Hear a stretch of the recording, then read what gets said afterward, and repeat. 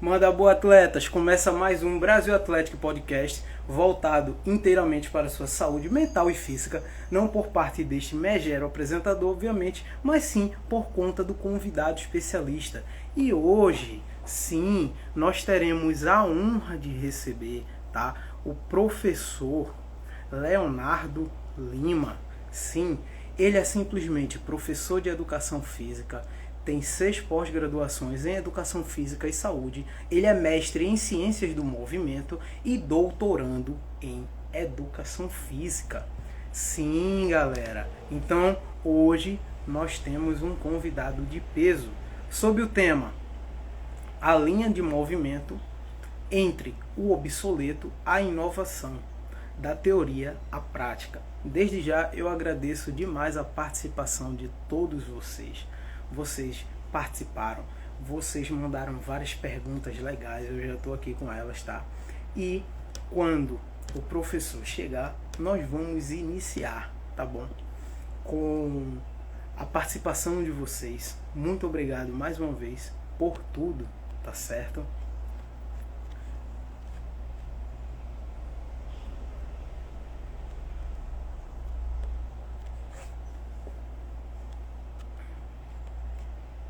Já tem a galera chegando aí. Obrigado, galera. Show de bola, né? A Brasil Atlético tá com moral, tá com cada convidado sensacional trazendo informações para vocês na área de saúde. Show de bola.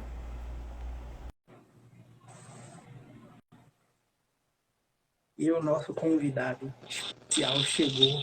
Olha ele aí. Boa tarde, mestre. Muito boa Fala, tarde. querido. Mais uma vez eu agradeço a sua participação. O pessoal pediu muito, tá? O pessoal participou muito, mandou muita pergunta. O pessoal estava aqui querendo saber a respeito do tema. Então aqui eu apresentei um pouco do que seria a sua trajetória profissional para a galera, mas mesmo assim a gente queria que você se apresentasse um pouquinho e depois a gente dá uma pincelada para a galera sobre o tema, a linha de movimento entre o obsoleto à inovação, da teoria à prática. Então, a gente queria que você se apresentasse um pouquinho, mostrasse também um pouquinho do seu lado profissional para a galera. Legal. Pô, obrigado pela honra aí, eu fico muito feliz. Geralmente eu não gosto de falar do meu currículo, mas eu vou me esforçar, porque tem gente que exagera um pouco aí na vaidade, na arrogância, e acaba se utilizando muito mais de títulos e deixa o lado muito mais humano da educação física, né? Mas eu sou o Léo, né? Não me chame de professor, eu sempre falo para me chamar pelo título. É Léo. O Léo exerceu algumas atividades, né? Antes da educação física. Eu fiz filosofia, teologia, e depois, já tardiamente, o meu sonho sempre foi fazer educação física. Então, por motivos financeiros, eu demorei muito para fazer educação física, e próximo dos meus quase 30 anos, eu me formei em educação física, e depois eu acabei fazendo 6 pós-graduações, lato sensu, uma na sequência da outra, e algumas casadas, né? Depois eu fiz o mestrado em Ciências do Movimento Humano, estudando força e hipertrofia, e hoje eu faço parte do doutoramento, né? Faço doutorado aqui na Universidade de São Judas, onde eu estudo saúde e exercício. Fui preparador físico de alto rendimento durante bom tempo também, trabalhei como personal também muitos anos, então é uma grande honra, ó, tem até o Ivo aí, a galera que foi meu aluno de pós. Então, é um prazer, né? Então, obrigado pela oportunidade. Eu não lembro se eu que tinha proposto esse tema da live aí, do bate-papo. É um nome altamente complexo, né? Isso Mas tudo mesmo. bem. Se foi eu que falei esse tema aí, provavelmente acho que eu estava bêbado, né? Mas é um tema que a gente pode tentar conversar. Vamos nessa. E é o seguinte, a galera tá falando aqui, mais do que um professor, um grande amigo, sim, o Léo é verdadeiramente um grande amigo, sou fã do seu trabalho, lhe acompanho também, tá? Legal, E obrigado. é um prazer, de verdade. E é o seguinte, a linha de movimento entre o obsoleto e a inovação, da teoria prática. O que nós podemos ver um pouquinho disso, tá? Que é o seguinte, nós vamos ver aqui um pouco do que é o antigo, do pouco do que se tem de inovação e também o que se trata entre a teoria, a prática, entre esse antigo e essa inovação. Então, sobre essa visão, qual seria a sua linha de trabalho? Na visão do que se pode ver entre o treinamento de força antigo, aquele mais raiz, como a gente pode falar assim, e agora tantas inovações, alguns invencionismos, tem muita coisa fera, muita coisa boa, mas também tem muita coisa que a gente sabe que os profissionais, infelizmente, estão, né, exagerando um pouco. E a gente queria que você desse uma pincelada um pouco da sua visão sobre isso, da teoria prática do obsoleto à inovação. Pô, legal a tua pergunta, viu? Eu vim de uma geração do treinamento de força que a gente chama de geração escola antiga, né? Então, putz, eu vim da geração da década de 80 aí, beirando começos de 90. Então eu treino força desde pequeno, eu treino força acho que desde os 12, 13 anos. Eu tive bons treinadores na área do treinamento de força. Obviamente que não havia tanta evidência apresentada em publicações sobre o que eles apresentavam, né, no meu dia a dia. Tanto é que hoje eu tenho 2 hérnias lombares, condropatia grau 3 e 4, tenho um comprometimento no ombro, mas eu acho que isso mostra que a gente vai aprendendo e evoluindo. Não só aqueles profissionais que eram da década de 80 e 90, quanto também os atuais, né? A gente percebe que quando a gente fala de treinamento de força, nesse sentido básico, né? Empurrar, puxar, sentar, levantar, usar os exercícios básicos considerados, no Brasil a gente não tem essa cultura. A gente vê muito essa cultura nos Estados Unidos e na Europa. Eu postei hoje um vídeo, né, sobre crianças de 8 a 12, 13 anos, no qual é atribuído o treinamento de força no currículo educacional. Treinar força faz parte do desenvolvimento e maturação de uma criança e adolescente. No Brasil, isso é um tabu. Tanto que é um tabu que a criança e o adolescente, ele não pode treinar em 99% das academias, né? É proibido. Existe uma faixa etária ali criada no mundo do Matrix que acredita que depois de 16 anos a criança poderia estar autorizada pelos pais a adentrar no ambiente que não fizesse nenhum mal para ela, né? Achando que aquilo vai demonizar a criança e vai destruir a criança. E o que é pior, vai atrapalhar o crescimento. Isso é uma mentira total, é um mito que já foi quebrado há muitos anos, mas infelizmente muitos ainda da área médica e também os próprios conselhos regionais, eu faço parte do estado de São Paulo e a gente tem um projeto aqui muito bacana de levar o treinamento de força para crianças e adolescentes ligado à medicina do esporte, né? Então eu faço parte de um grupo que é a maior autoridade da medicina do esporte em ortopedia e trauma atesta a importância do treinamento de força. A Sociedade Brasileira de Pediatria recomenda o treinamento de força. Então, o que eu falo, né? Não significa que a gente está em 2021 que nós não temos ainda uma postura muito, não digo ultrapassada, mas não atualizada em ciência. Então é isso, né? Quando eu falo assim, o antigo para o atual, talvez ainda falte acertar muito olhar. Ainda tem muita coisa para poder crescer. Então, basicamente, a gente pode pensar sobre isso, né? E aí construir as perguntas aí que a gente vai bater no papo. Eu não sei nem se eu respondi essa merda, mas foi o que veio na cabeça. Não, sim, com certeza. E outra coisa, meu pai, por exemplo, ele também vinha da década de 80. Quando eu tive 14 anos, ele falou, eu vou lhe dar o melhor presente da sua vida. Ele me matriculou na academia. E ele é baixa estatura como minha mãe. Eu cresci 5 centímetros a mais, sendo acompanhado sempre pelo médico, por conta da musculação. Então, daí você já tira. A gente tira essa visão de que a musculação pode atrapalhar. Pelo contrário, me ajudou bastante, certo? Até na questão da socialização.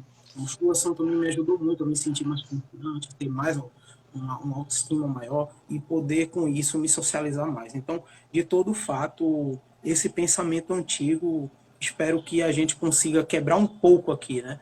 Principalmente da galera que estiver acompanhando, que estiver assistindo. Então, a galera pôde ver um pouco, tá, do pensamento do Léo a respeito do tema.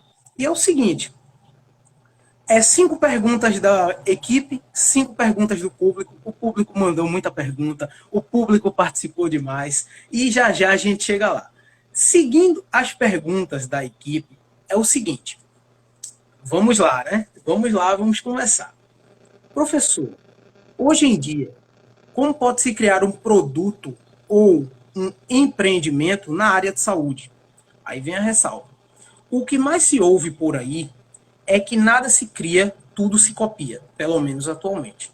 Então, a partir deste ponto, a concorrência é inevitável e é bastante instável a visão do mercado de trabalho sobre a alta desvalorização na saúde. Bom, eu concordo em partes aí em relação que nada se cria, tudo se copia. E é verdade, né? A gente aprende com os outros, né?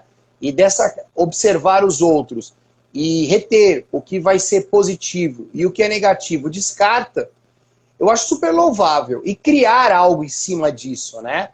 Eu acho que esse é o ponto fundamental. O que a gente está fazendo agora, nesse momento, é uma cópia de tudo que já faz. A live, dessa maneira, é uma cópia, mas não significa que ela tem que ser engessada como todas as demais. Então a gente percebe que isso é importante. Agora, o que é importante é a gente entender que todo profissional de educação física parte da premissa que ele é um ser autônomo, independente e que ele tem a capacidade de criar. E essa capacidade de criar é o que a gente chama de metodologia. A metodologia é o DNA, é a marca, né, que cada um tem. Alguns vão ter uma metodologia voltada mais, por exemplo, ao treinamento de força aplicada para autismo.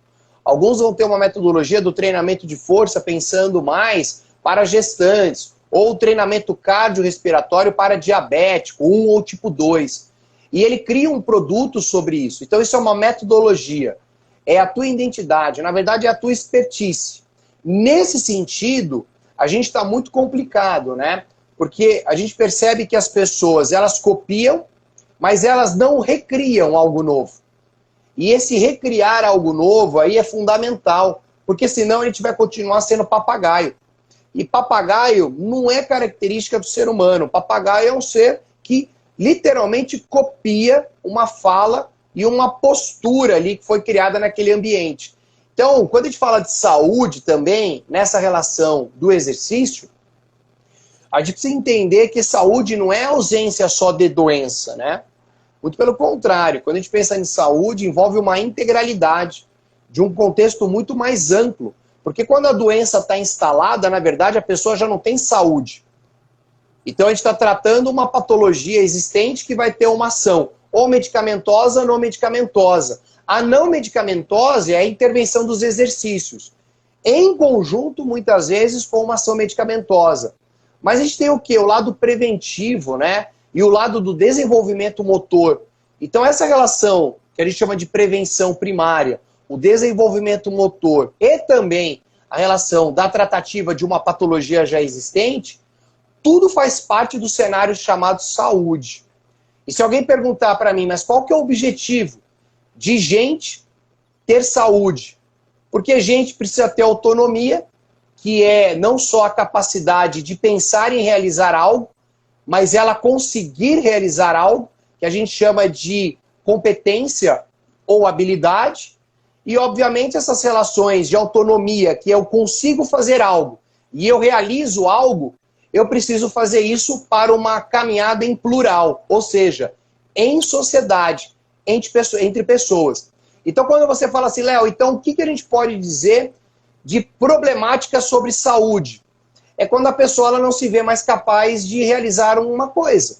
Um sujeito que sofre de depressão por algum comprometimento bioquímico, ele não se vê mais capaz de se socializar, ele não se vê mais capaz de trabalhar, ele não se vê mais capaz de amar uma pessoa e nem se amar. Então ele não tem autonomia. Isso aí é ausência de doença, é ausência de saúde, literalmente.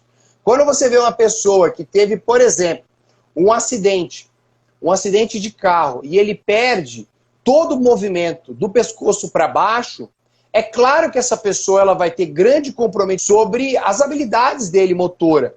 E que ele vai ter que ter uma ajuda muito de família, de aspecto psicológico, para entender o valor que ele tem, mesmo diante daquela condição. Quando ele consegue esse equilíbrio, a gente pode dizer que ele está numa homeostase aí sobre saúde. Mas a gente sabe que a maioria das pessoas, numa situação como essa, que eu nem posso imaginar como que eu viveria numa situação, é muito difícil, né? E aí estende, né, o que a gente chama do caminho da compaixão e o caminho da empatia. Pessoas precisam caminhar com pessoas.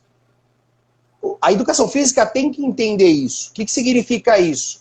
Nós temos as nossas diversidades. Nós não somos iguais. Se fôssemos iguais, seríamos literalmente uma produção industrial. E o ser humano não é isso. A beleza do ser humano é justamente a pluralidade, é a cor de pele diferente, é o cabelo diferente, é o olhar diferente, é as escolhas de amores e desamores diferentes. Então isso é o que faz o ser humano ter essa beleza e essa suavidade que nenhuma outra espécie tem. Só o ser humano ele tem essa condição. O ser humano tem a competência de umas coisas mais difíceis, que é a possibilidade de escolhas, que a gente chama isso de liberdade. E isso quando você não se vê mais, pô, será que eu posso escolher um trabalho A, um trabalho B ou um trabalho C? Isso é também uma ausência de saúde. Quer ver uma coisa bem prática? Muitos não viveram um período muito triste na história do Brasil. Mas imagina, por exemplo, você da noite para o dia falar que você não pode mais trabalhar, que você não pode mais exercer a tua função e que agora só pode receber ordens, dessas ordens superiores por uma junta militar ou outra junta, né? Imagina, você perde a autonomia, você perde a tua competência e você perde literalmente as relações socioafetivas e a liberdade. A liberdade é uma das coisas mais importantes que o ser humano tem. Então, tudo isso a educação física, ela tem que resgatar. E, na verdade, isso não é obsoleto. Na verdade, isso aí é o mais atual possível. Então, quando você vai fazer prescrição para personal trainer, voltado à saúde, obesidade, emagrecimento, hipertrofia, melhora de condições funcionais, o que for, não pode fugir desse tripé. Uma criança ou idoso não pode fugir. Fugiu desse tripé, certamente a saúde vai estar comprometida. Então, tá aí pra galera, tá? A visão e como ela falou. Nem tudo que você imagina e que também você estuda, você pode observar que é antigo, é obsoleto. Nem tudo, nem tudo. E muita coisa também é se utilizada na prática em tempos atuais, entendeu? Então é só você ter a visão clara, certo? E também uma frase que você falou que engrandece muito. O ser humano tem que andar como um ser humano. Não é para estar observando só números, só questões mecânicas, tá? É humanidade. É isso, é isso. Seguindo com as perguntas, é o seguinte, professor, diante das inovações tecnológicas para a área de saúde, aparatos físicos, conceitos, técnicas, para você, o quão importante é se atualizar e saber desmitificar certos conteúdos que não entregam bons resultados e, na mesma proporção, só nos tiram o precioso e valoroso tempo? Pô, essa pergunta é fantástica. Ó, eu vou ser bem sincero. O cara que é da educação física e ele não estuda, ele não entendeu ainda qual é a missão dele. Não entendeu. Se ele acha que a experiência prática dele basta, puxa, então você tem uma possibilidade enorme de errar muito mais nas suas condutas e prescrições. Quando você fala, por que eu tenho que estudar? Eu vou ser bem simplório, para errar menos. Só isso. Porque a gente erra demais, já sem ciência. Imagina sem a ausência da ciência e das evidências aí que são apresentadas. Já era. Literalmente você vai estar achando que está indo para a Europa, mas está indo lá para o Japão. E muito profissional caminha desse jeito. Ainda tem discussão sobre qual é o método melhor para emagrecer, ainda tem discussão qual é o método melhor para hipertrofia, Ainda tem discussão sobre será que alongar antes do treino é bom ou ruim para hipertrofia. Ainda ficam discutindo se a importância do whey, do BCAA. Ainda ficam importando sobre treinamento de 12 vezes para emagrecer e mostrar a barriga tanquinha. Ou seja, é muito superficial ainda esse cenário da educação física. Mas é novo, né? Se a gente for analisar a educação física aí, como profissão mesmo, ela veio no final da década de 90. Então ela é nova, a gente está aprendendo. Só que a gente não pode ficar nessa zona de conformidade, nessa zona de mediocridade. A gente tem que ficar numa constante, um mundo do inconformado. E eu acho que quando a gente é inconformado, te leva a estudar, te leva a querer descobrir as coisas, te leva a perguntar as coisas para aquele que tem mais conhecimento. Mas a gente não faz isso, né? Então a gente está num caminho ainda muito delicado, muito tênue, e que infelizmente a rede social, a mídia social, porque rede social é uma coisa, né? Mídia social é outra coisa. Hoje nós vivemos muito mais na relação da mídia social, é onde você, como produto personal trainer, se apresenta para um público, né? Não é uma rede social privada, é uma mídia muito grande. E aí a pergunta que eu penso, né? Hoje a gente tem facilidade demais de informação. E qualquer um fala o que quer. Então se a gente fosse pegar um fake news de verdade e processar todo mundo que faz fake news na educação física, nossa, eu acho que ia diminuir aí uns 90% dos profissionais do Brasil caçando cédula profissional. Porque a maioria faz fake news. E sem perceber, porque ele acha que aquilo é verdadeiro. Então a gente precisa entender isso. Tá? Eu demorei um pouco para amadurecer. Talvez pela filosofia e para a teologia, eu sempre fui muito crítico, né? Sempre eu perguntava, mas será que é isso? Por que é isso? Da onde vem isso? E até hoje eu sou assim. Então eu acho que a gente precisa amadurecer nesse sentido. E aí as coisas também voltam a ter uma possibilidade melhor aí da nossa caminhada. Então, também a gente pode ver que o tempo, né, a valorização do tempo da gente deve se dar direção para aquilo que realmente é informação verídica, para aquilo que realmente tem comprovação, mesmo você tendo a sua visão, a sua linha de raciocínio. Infelizmente, é como você mesmo citou, a gente vê muito aí de desinformação, né?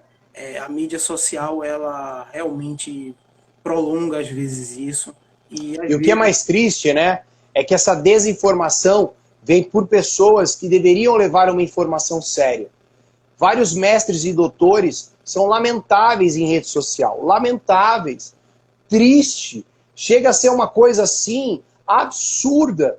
E eu oro a Deus para que esses profissionais aí, que usam os títulos de mestre, doutores e pós-doutores aí, caiam em si. E entendam que tudo que eles falam, tudo que eles se posicionam, tem muitas pessoas ali que admiram e respeitam e acreditam naquilo lá, né? Eu acho que vale a pena uma grande ressalva aí. Não, perfeito. Como a gente da Brasil Atlético fala, nós admiramos muito o seu trabalho. Então,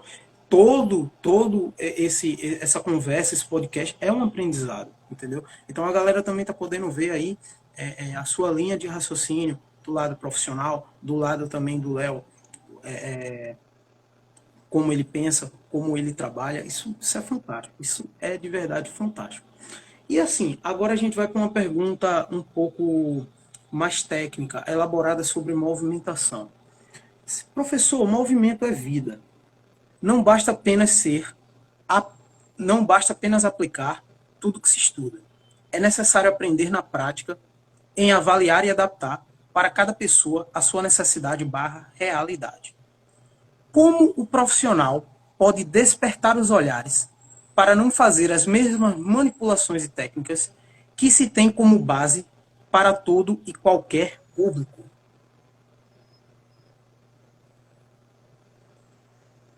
Deixa eu ver se eu entendi a pergunta. Quer que eu repita? Tenta resumir essa pergunta que eu não entendi muito qual é a premissa dela. O movimento é vida. Então, não basta apenas aplicar tudo que se estuda. É necessário aprender na prática, em avaliar e adaptar para cada pessoa a sua necessidade barra realidade. Como que o profissional pode despertar os olhares para não fazer as mesmas manipulações e Ah, técnicas entendi. que se tem Então, eu já combinado entendi. para com qualquer Perfeito, coisa? perfeito. Olha, a primeira coisa é entender das variáveis que envolvam o treinamento. Se a gente for contar de uma maneira bem superficial, tanto no treinamento de endurance, chamado cardiorrespiratório ou aeróbio aí, e no treinamento de força, utilizando a musculação, tendo maior contribuição anaeróbia lática, nós temos aí, no mínimo, durante o treinamento, durante a sessão, de 15 a 20 variáveis que podem ser manipuladas, né?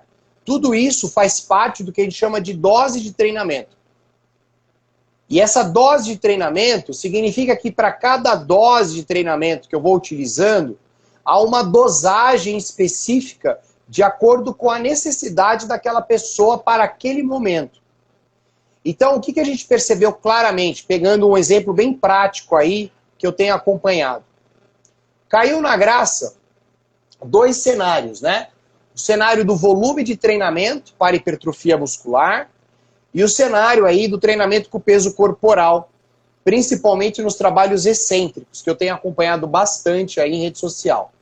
E aí surge no meio nosso que o volume de treinamento, por ser uma relação de trabalho realizado, que envolve qualidade e quantidade desse trabalho muscular realizado, gerou uma hipótese que quanto maior volume de treinamento, maior relação da hipertrofia muscular.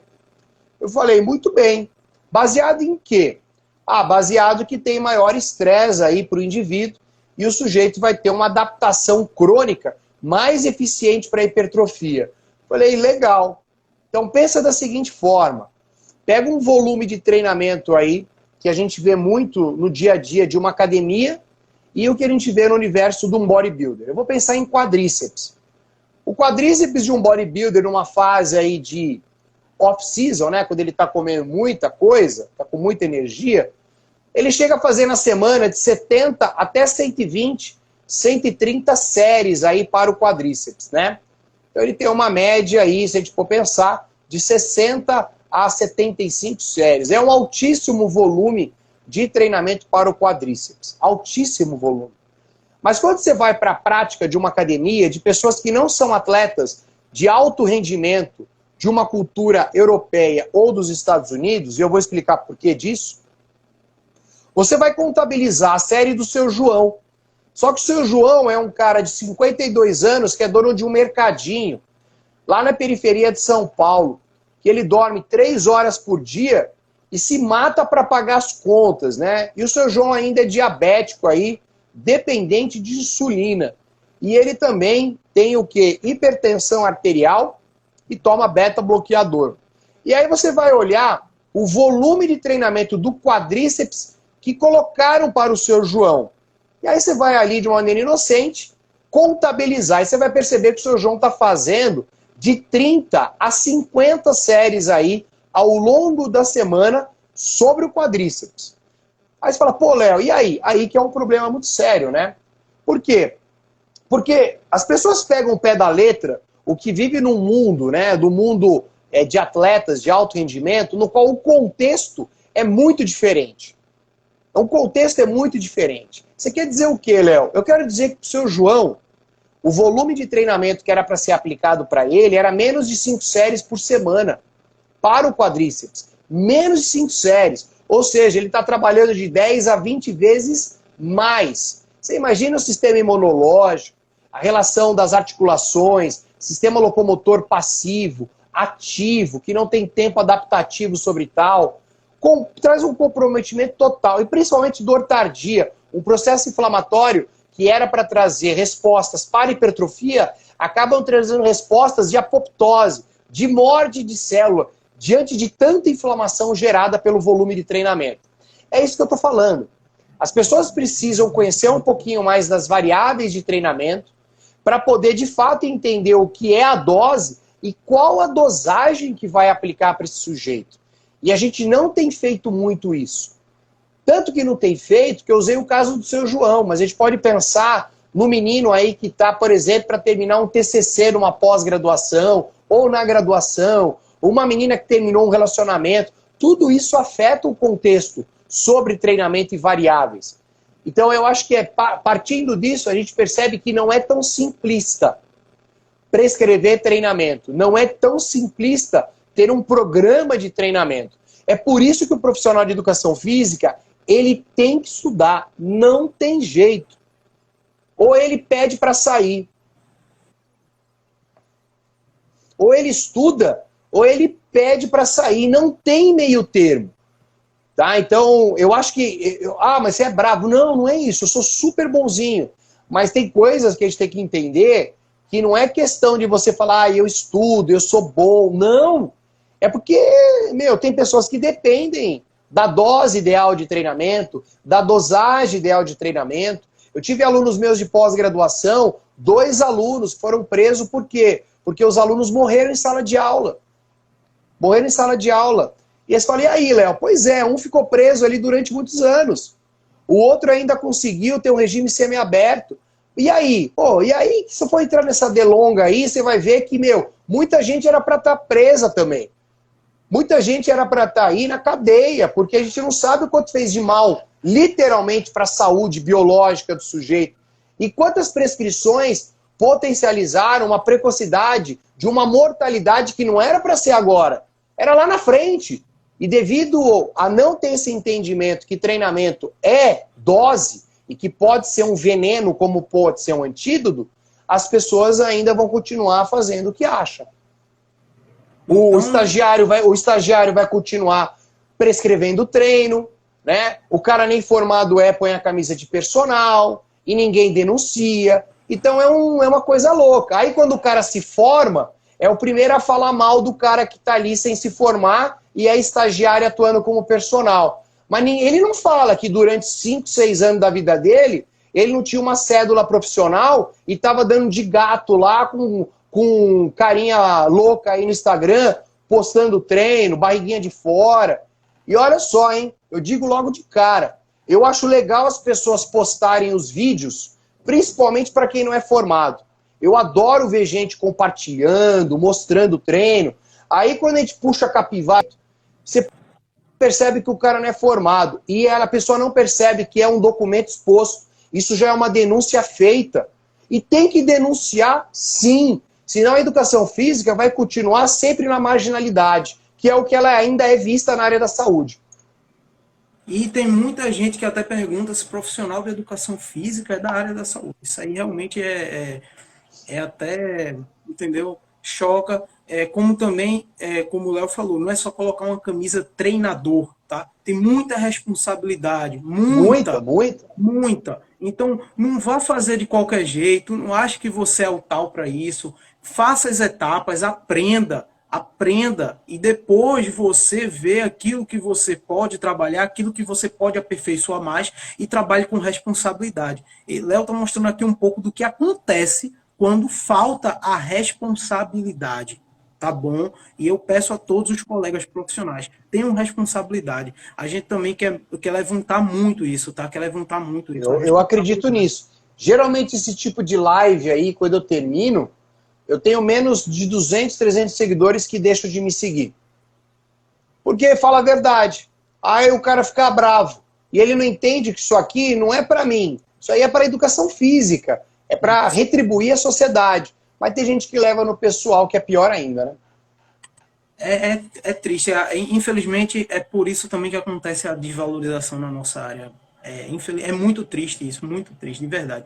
Eu quero que os profissionais, os colegas possam ter esse incentivo aqui. E quem esteja fazendo uso da área sem responsabilidade, comece a ser responsável. Pense, dá tempo. Seguinte, professor, seguindo aqui com as perguntas do corpo técnico, chegando nas perguntas finais do corpo técnico, para iniciarmos, sim, a pergunta do público. Seguinte, muito se fala a respeito de más posturas e das injúrias causadas por elas, mas sabemos também que a individualidade biológica dificulta o processo para determinar uma postura ideal. Diante deste cenário, existe de fato uma postura correta?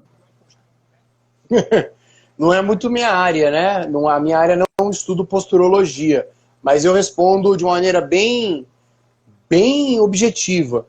Todo ser humano que ficar em pé, um do lado do outro aí, se é mil terão posições bípedes diferentes. Seja no posicionamento do pé, do ombro, da cabeça. É essa diversidade de não robotização é que não torna-se uma postura ideal para todos. Não existe isso. Nem na corrida, nem na marcha, né? Cada um possui uma peculiaridade. E é claro que tem um traço genético, um traço ambiental, um traço de desenvolvimento. E existe o quê? O que a gente pode identificar de uma curva de normalidade e uma curva de anormalidade diante de uma avaliação diagnóstica. Tanto postural, quanto também na relação de equilíbrio muscular. E também, para dizer bem claro, hoje a gente vive no mundo da angústia e da melancolia e depressão. Então, muitas pessoas que não tinham problemas de postura anterior à pandemia, algumas delas já adquiriram posturas completamente diferentes antes do período pandêmico. E também precisa de um auxílio não só da educação física, mas de auxílio de outros profissionais da saúde pública. Então, respondendo à tua pergunta, por mais que nós tenhamos a biomecânica e a cinesiologia que discuta ativação, recrutamento, torque, e em relação ao agachamento ideal aí, todo agachamento também vai ser diferente. Por mais que tenha um padrão aí meio que criado em relação às evidências, mesmo assim existe uma peculiaridade de uma diferença de um sujeito A para um sujeito B. Por isso que todo artigo também vai ter um viés. Não é impossível, né? Criar uma padronização. Nenhuma condição anatomofuncional é idêntica. Nenhum músculo tem o mesmo tamanho que o músculo do Carlos e do João na comparação do Léo. Existem diferenças. Existe diferença sobre o análise também. Se há diferenças anatômicas aí sobre o mesmo, certamente também teriam que ser diferentes. Então, não. Para minha concepção, não existe uma postura fixa e determinante para todo mundo. Em nenhum esporte. Haja vista o querido Bolt, né? O Bolt, ele tem uma condição completamente contrária para um esporte de velocidade. O Bolt tem coluna retificada, uma puta escoliose. O Bolt tem um pé plano.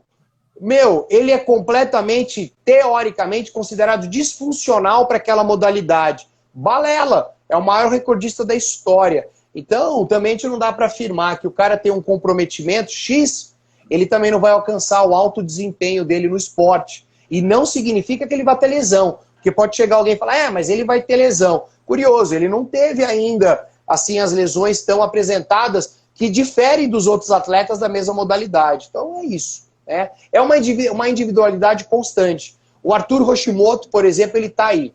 Eu vi que ele é um amigo meu. É a maior autoridade de treinamento funcional, para mim, está entre o do mundo. Hoje ele trabalha com cadeirante.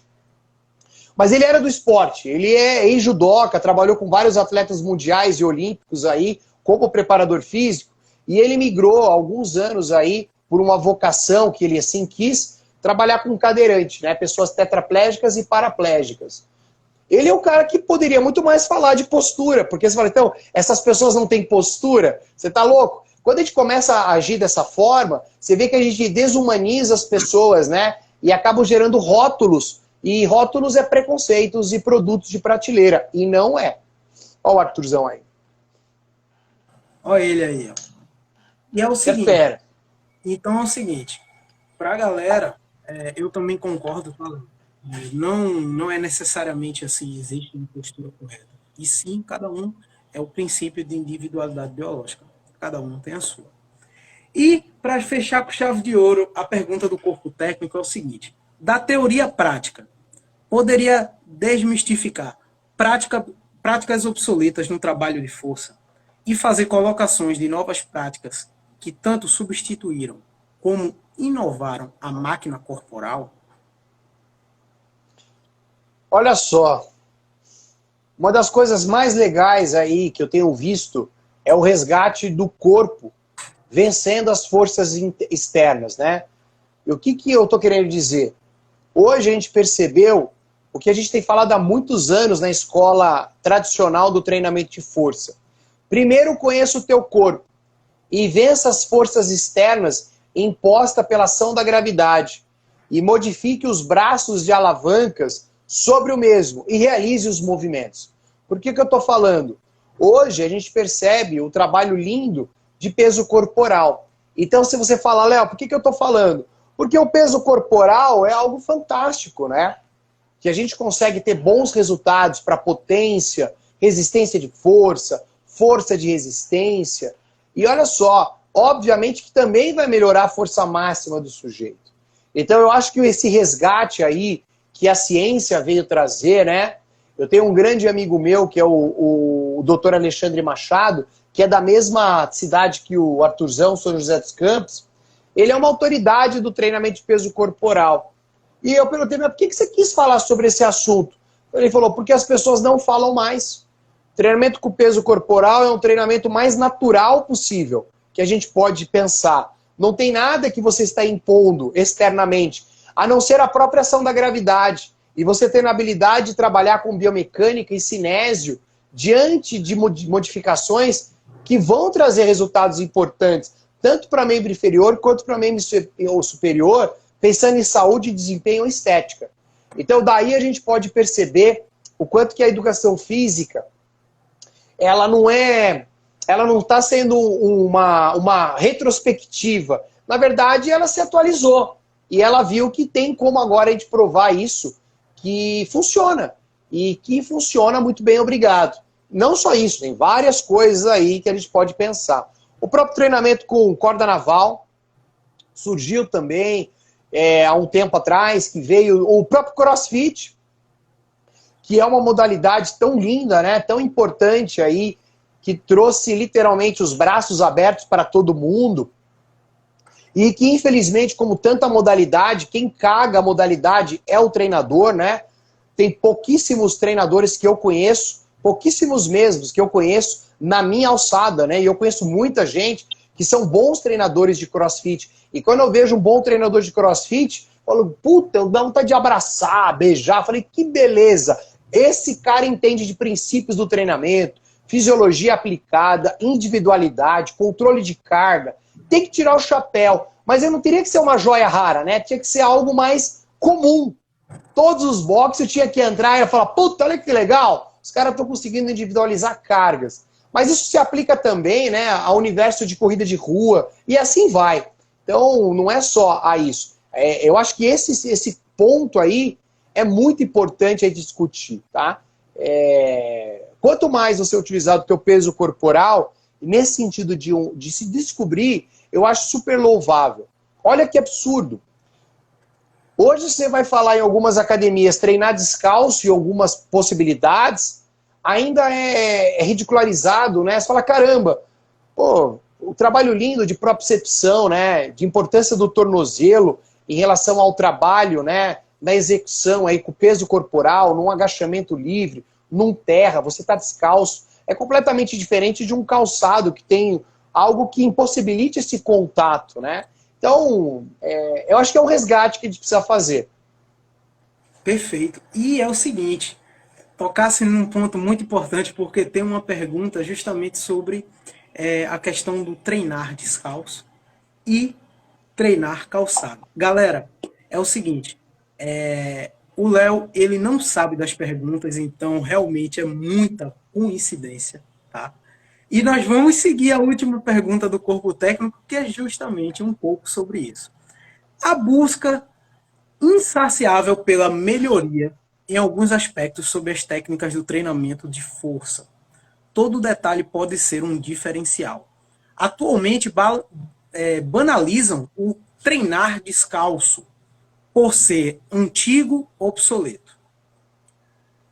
E cravam as novas tecnologias em maiores avanços, como os tênis com solados específicos e até mesmo modelos classificados por biotipos para determinar função em exercícios.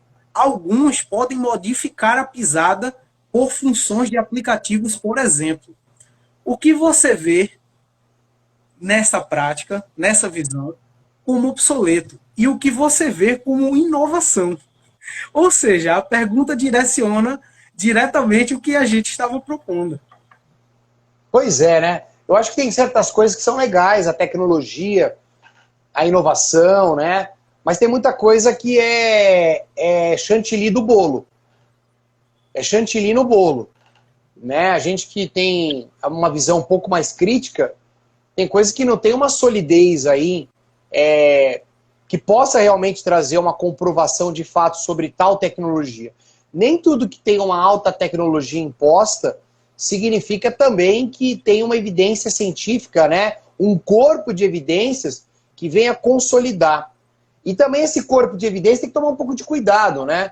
Porque há uns anos atrás veio aquela brincadeira do Q48 lá, o menino ficou trilhardário e todos os artigos que ele utilizou eram artigos completamente sem fundamento, baseado na proposta dele. Então nem tudo também que é publicado faz parte também de uma evidência comprovada.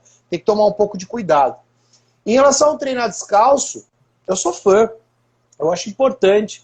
Mas é claro que você tem que ter bom senso, né? Tem que ter bom senso de várias coisas.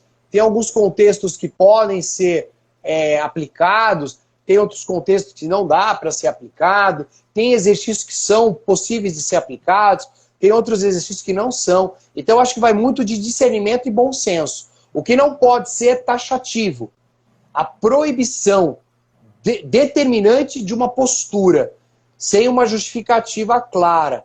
Então, eu respeito quando... Agora tem que entender o seguinte, quando você se matricula e aquela academia, ela coloca já como algo proibido na matrícula, o profissional de educação física que atua ali, tanto na área como colaborador ou um personal externo, ele tem que ter... Qual que é o princípio? Se ele já é sabedor que aquele local proíbe o uso, você tem que ser muito educado. Isso é princípio da educação. Então, se você não concorda com aquele ambiente que não permite, procura um ambiente que permite. E não vai criar uma revolta ali, tá? Então, acho que a gente precisa começar a entender isso daí. Mas também não vai ser um de louco de correr descalço, né? Porque caiu uma moda aí há uns 10 anos atrás que os malucos começaram a correr descalço. Tudo se machucou. Esse fato de correr descalço é cultural. Veio de um outro mundo, uma outra região, uma outra história, que literalmente não tem nada a ver com a cultura do Brasil. E fora também o ambiente, né? O ambiente também é diferente, tem que ser adaptável.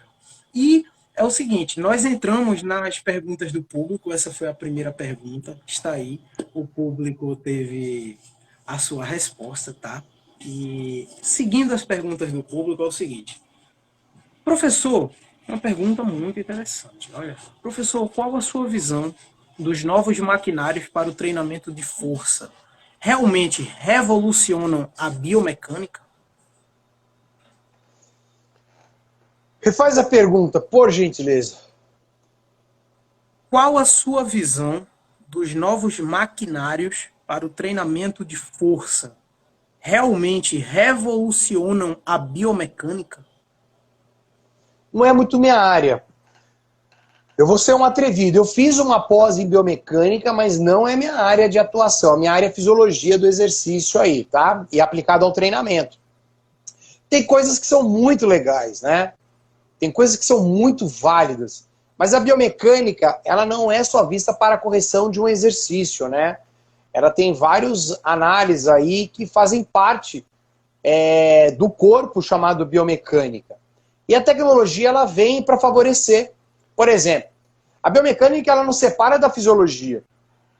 Tá? Ela analisa, mas ela faz parte dentro do corpo da fisiologia. Então é super interessante. Por exemplo, a intensidade do treinamento de força, ela não é só vista pela carga levantada, o peso. Hoje a intensidade é sobre a velocidade de execução.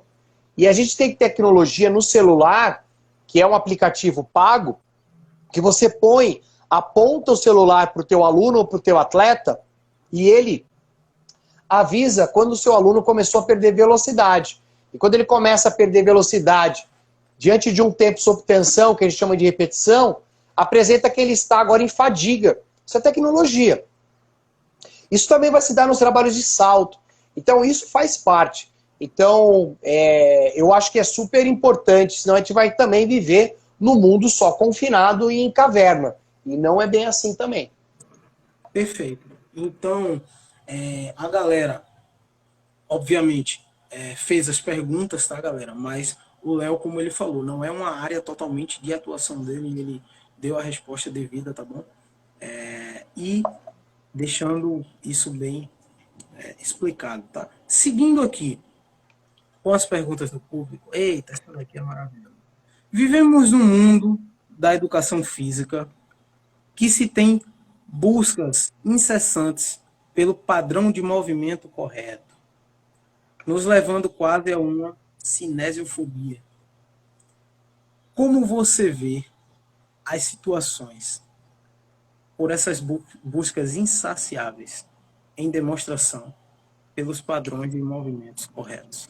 Chato. Muito chato. Muito chato.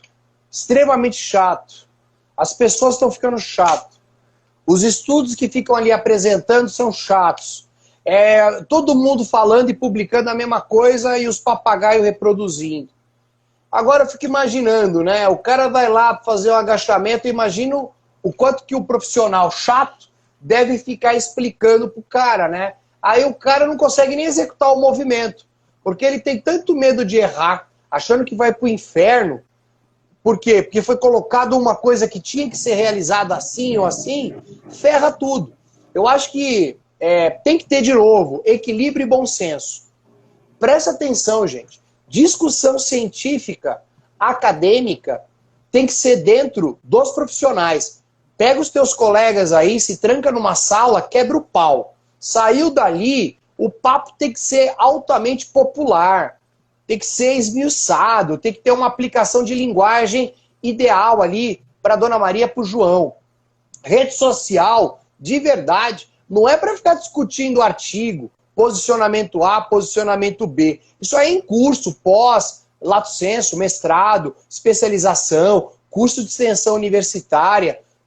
Não dá para discutir isso aqui. E hoje o pessoal, eu posto um vídeo lá, sempre tem uns doidos lá que comentam uma coisa que nem pensei sobre isso. Ah, mas o punho da menina. Falei, porra, pega esse punho e enfia não sei aonde, Presta atenção no texto, presta atenção no todo. Então as pessoas querem achar hoje pulga aonde não tem pulga, mas fica inventando pulga. Então é isso, eu acho que a gente está muito chato, de verdade.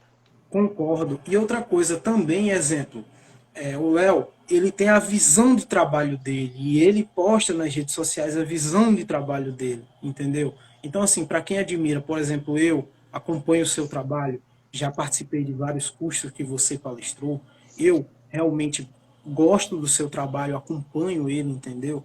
Há muito tempo já. Então, assim, essas pessoas, as pessoas que tem que ali odiar, certo? As pessoas que tem que admirar. Se você realmente é aquela pessoa que vai contra tudo aquilo, não precisa ir lá e fazer um comentário negativo desse, uma ofensa, algo do tipo. Não, entendeu? Não é isso, a proposta não é essa. Eu concordo totalmente. Tem muita gente chata, tem muita gente que tá chata.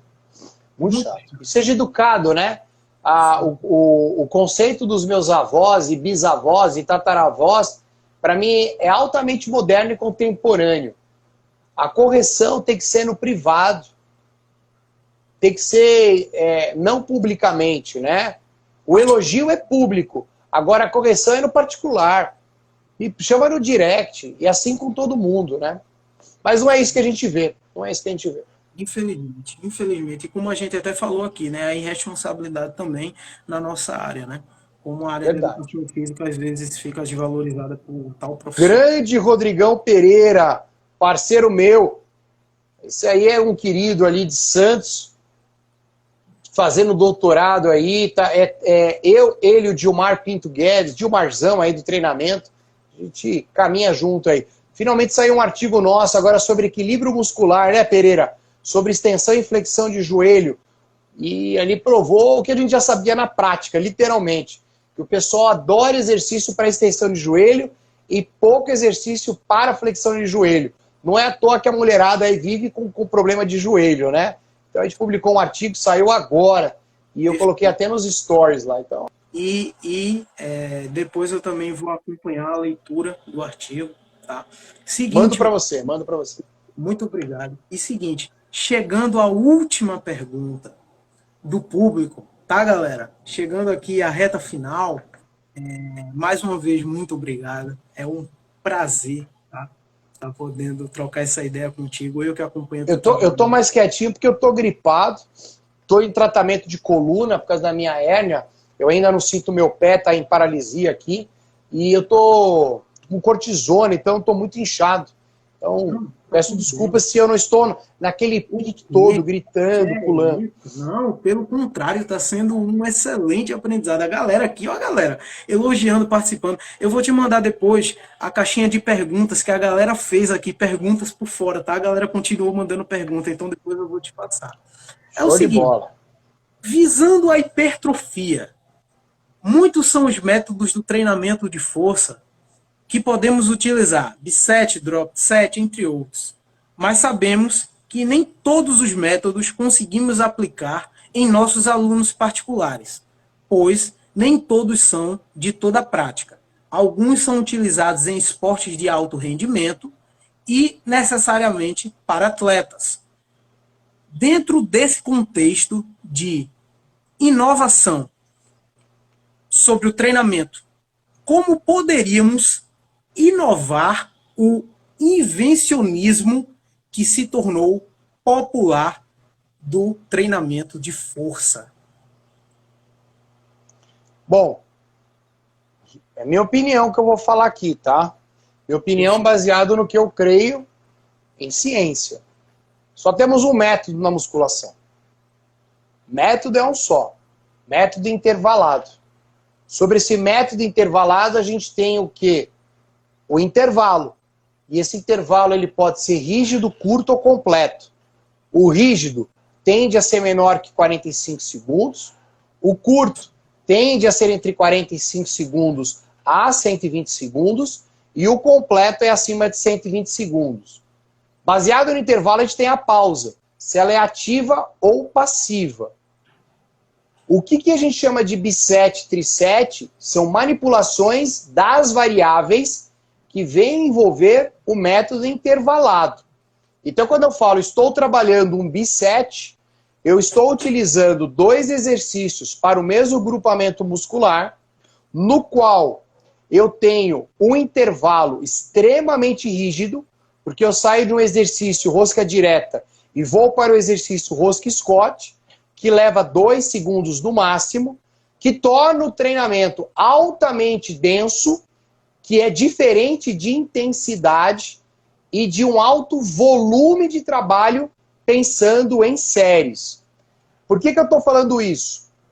Porque a gente tem uma tendência a selecionar B7, Tri7, Rest Pause, SST, FST7, RRA, RRI.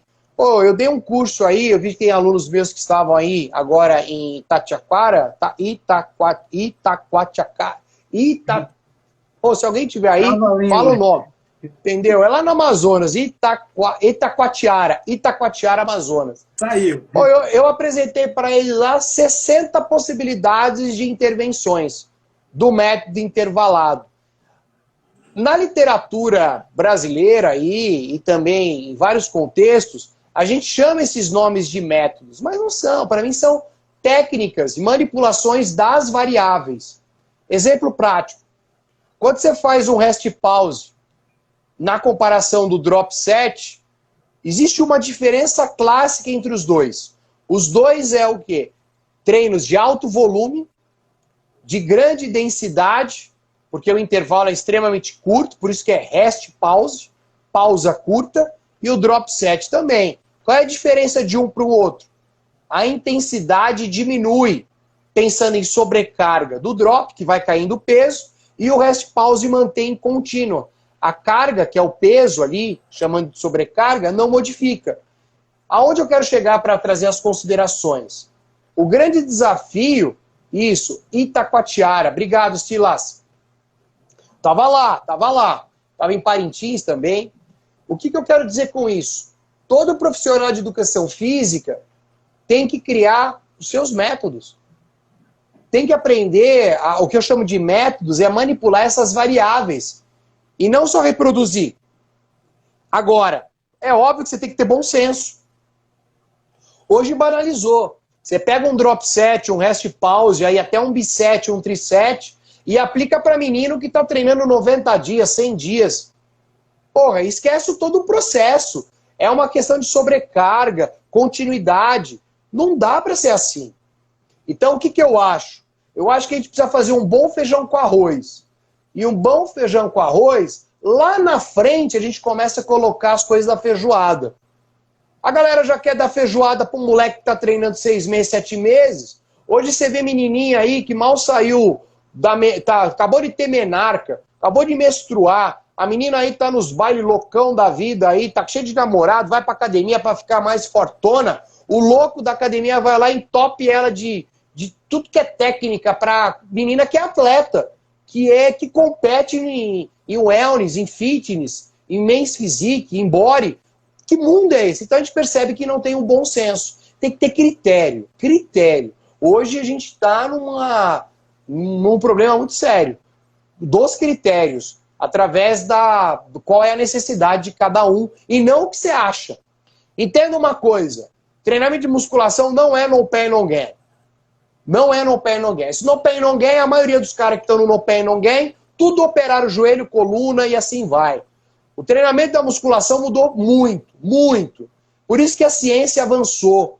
Para mostrar que não precisa colocar toda hora muito peso, não precisa ficar se matando toda hora em falha. Tem que ter equilíbrio no processo. A palavra é processo.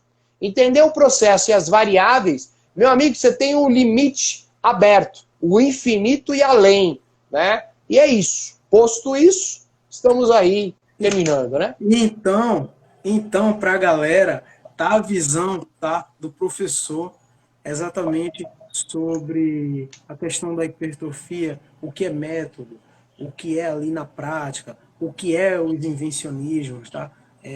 Galera, o recado fica dado, vamos ter responsabilidade na área, tá? Como o professor também citou, responsabilidade, tá bom? E é o seguinte, a gente deixa aqui esse time final para deixar registrado sobre seus trabalhos. Então, a gente deixa aqui esse time para você apresentar todos os seus trabalhos. E também, galera, deixando claro, todos os trabalhos do Léo vai estar na descrição, tá? Tanto daqui da live, como também em todas as plataformas. Então, vocês podem acessar e conhecer mais o trabalho dele, tá bom? Então, não, eu sou muito simples, né? Eu dou muito curso gratuito. A galera não participa, mas eu dou. Terça-feira eu tenho o aulão do Léo. Foi ontem. Hoje eu também vou dar aulão do Léo. E amanhã aulão do Léo. Estou falando sobre ritmo, emagrecimento e amanhã treino moderado e emagrecimento. E ontem nós tivemos a parte de... Foi sobre emagrecimento também, mas não lembro qual é o tema. Estou ficando louco. E tudo é gratuito, mas a galera não participa. Eu dou curso gratuito em cada 15 dias. Curso gratuito. A galera não participa. Então hoje, o Léo está ofertando muita gratuita, né, para vocês. Segunda coisa, todo mundo que já participou, foi meu aluno de pós-graduação aí, ou aluno de curso, pode escrever aí. Eu dou os meus 25 livros. Eu fico puto quando o cara vai dar aula. Por exemplo, vai lá, dá aula na pós, o cara vai vender produto.